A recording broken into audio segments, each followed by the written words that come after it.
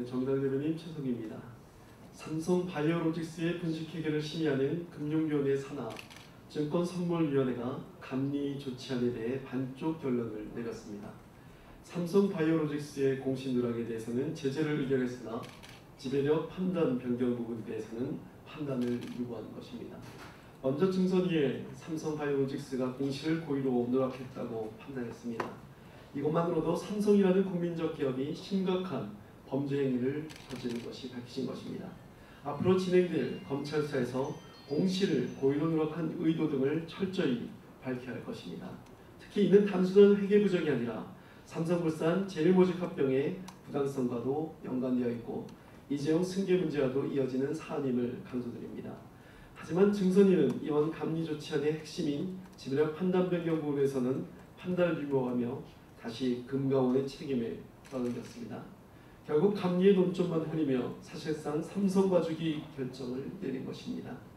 공정한 감시자로서의 역할을 저버린 증선위 결정에 유감을 표합니다. 증선위의 책임의 피로 삼성바이오 분식회계 논란은 여전히 마무리되지 못했습니다. 금융당국은 이번 조치가 시장경제를 망가뜨리는 기업의 반칙을 바로잡고 더불어 박근혜 정권과 삼성의 정경유착을 규명할 몸통임을 명심해야 할 것입니다. 더불어 더 철저한 추가 조사를 진행해 분식회계 혐의를 명확히 규명하기를 촉구드립니다. 기내식 대란 이후 갑질 파문이 계속해서 불거지고 있는 아시아나항공이 이번에는 매년 여는 가족 초청 행사에 직원들을 강제로 참여하도록 한 사실이 드러났습니다. 이 행사는 박삼구 회장을 찬양하는 승무원들의 율동과 구호로 흥을 돋구게 하고 박삼구 회장을 연호하며 팀별로 이벤트까지 진행됐습니다. 또한 여성 승무원은 박 회장을 옆에서 수행하며 행사장을 안내하고 박 회장의 술잔이 비지 않도록 계속해서 술을 따라야만 했습니다. 이와 같은 모습이 촬영된 행사 동영상 속 박 회장 모습은 마치 사이비 종교 집단의 교주의 모습을 방불케 했습니다. 직원 격려를 명분으로 한 이 행사에서 정작 그 주인공인 직원들은 인사변경을 무기로 행사 참석을 강요받아야 했으며 박 회장의 흥을 돋울 춤을 연습하고 검사까지 받아야 했습니다. 박 회장은 승무원을 어떤 존재로 인식하고 있었던 것입니까? 승무원을 항공운행과 관련된 직무와 승객의 안전을 담당하는 전문 인력으로서 인식하고 대처한 적이 있었는지 의문이 듭니다.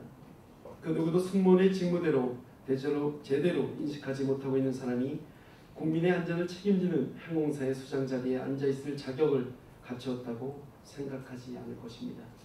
결국 기내식 대란은 아시아나항공의 박삼구 회장이 벌였던 수많은 갑질 행태 중 극히 일부의 문제였을 뿐이라는 사실이 계속해서 증명되고 있습니다.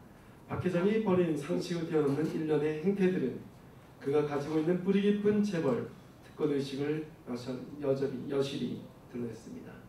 지난 8일 열렸던 아시아항공 직원들은 집회에서 가면과 마스크 등 보복의 두려움으로 얼굴을 가린 채 진행해야만 했습니다. 무더운 날씨에 얼굴을 꽁꽁 가린 채 집회에 참석한 직원들에게 보복의 두려움을 안고 박 회장이 휘두르던 무소불위의 갑질을 청산하고자 하는 절절함을 읽을 수 있었습니다. 더 이상 아시아항공의 직원들이 보복의 두려움으로 떨지 않도록 이제는 재벌 갑질에 대한 일벌복귀에 필요한 시점입니다. 박 회장의 퇴진과 함께 박 회장을 둘러싼 의혹들에 대해 철저한 수사와 엄정한 처벌을 촉구합니다.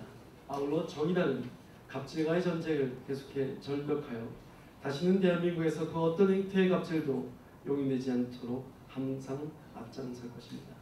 고맙습니다.